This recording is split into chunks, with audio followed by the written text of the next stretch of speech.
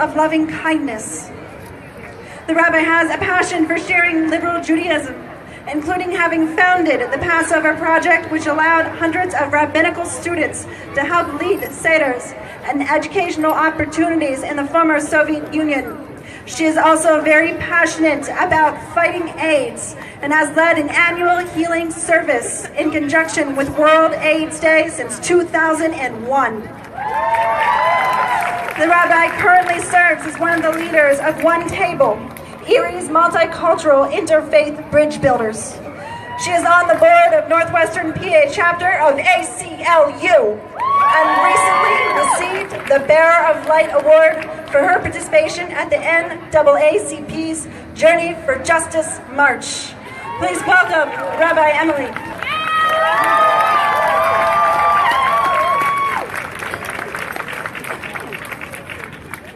How's everybody doing? A little louder. In August of 1790, the very first president of the United States, George Washington, of this great nation, sent a letter to the Jews of Newport, Rhode Island, the Hebrew congregations. In it, President Washington promises that this country will not be a country of religious tyranny.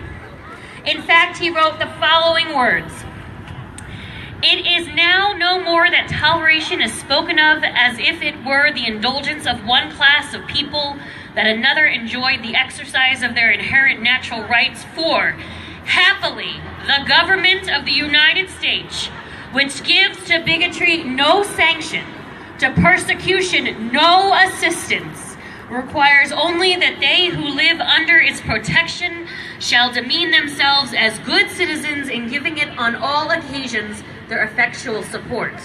President Washington then concluded by quoting the book of Micah and hoping that each person shall have their own safety, while everyone shall sit in safety under his own vine and fig tree, and there shall be none to make him afraid.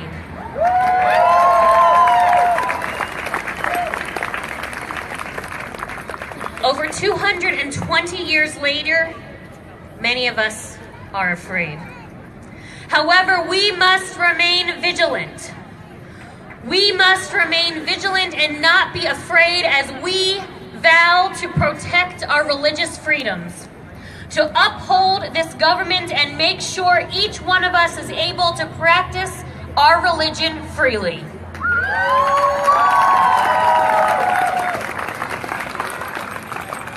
Sadly, since the beginning of November, there has been a horrendous rise in the scrawling of swastikas. Some reports a 500% increase, including the Philadelphia Suburban High School where I grew up at Council Rock in Newtown, Pennsylvania, and including my rabbinical school, Hebrew Union College Jewish Institute of Religion in Cincinnati. I will not stand for that.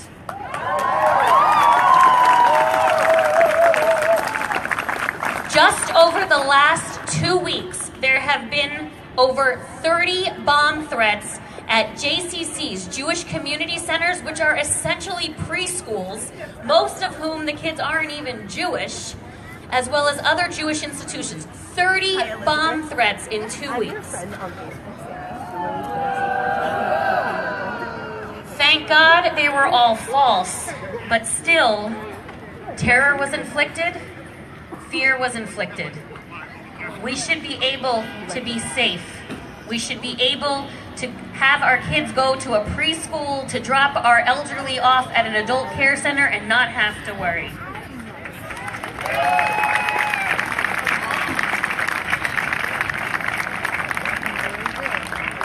I want to live in a country where I can practice my religion, my Judaism freely. Do you want to practice yours? Jews came to the American shores and began building communities back in 1654.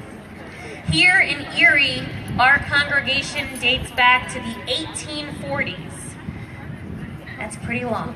We've been here for a while. I am Erie's very first female rabbi.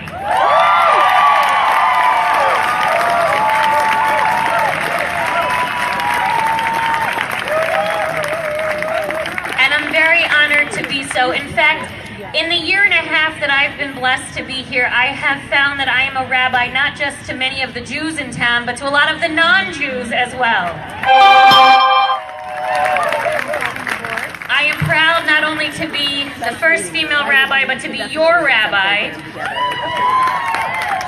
However, women have been rabbis in this country for over 40 years. We still need more. We still need to show equality in our faith groups. We still need to show equality in politics. We need to get women out there. We need to support them as well.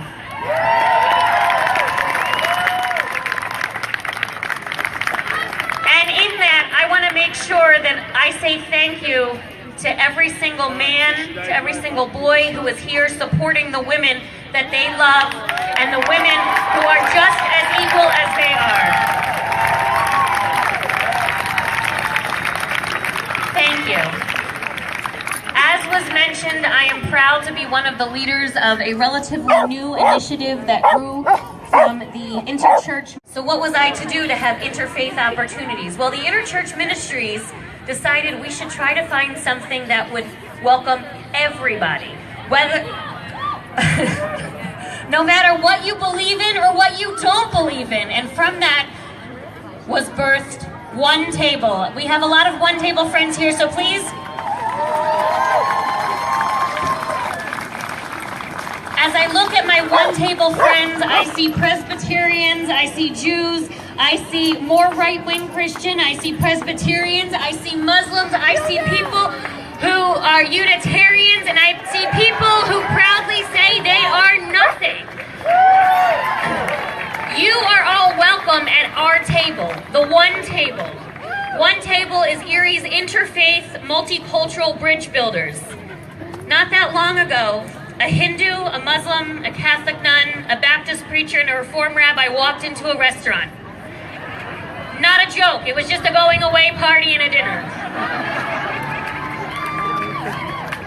You are all invited to join our table. This is amazing. If our meetings looked like this would be amazing. We get together, we don't always get anything done, but what gets done is that we come together. Some of my closest friends are people I would never have met otherwise. So I hope that you'll look us up on Facebook, on One Table. We're having a meeting actually on Wednesday at 3:30 at the Unitarian congregation, but just be in touch.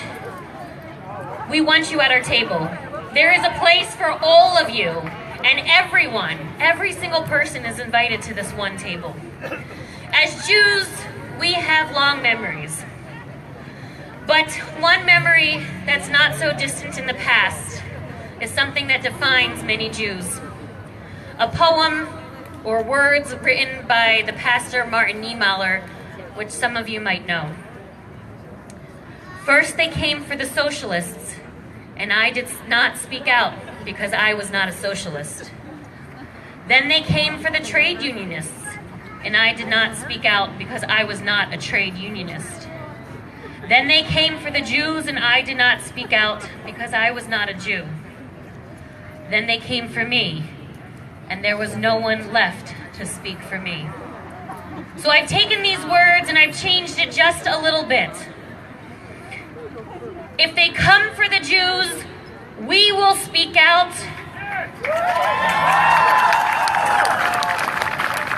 Because hatred won't silence us. If they come for the Muslims, we will speak out.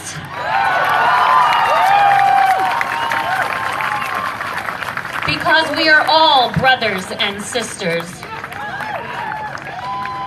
If they come for the LGBTQ+ community, we will speak out because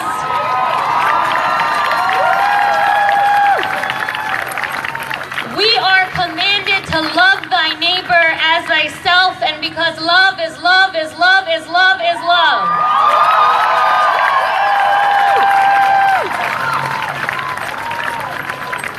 If they come for the disabled disabled, we will speak out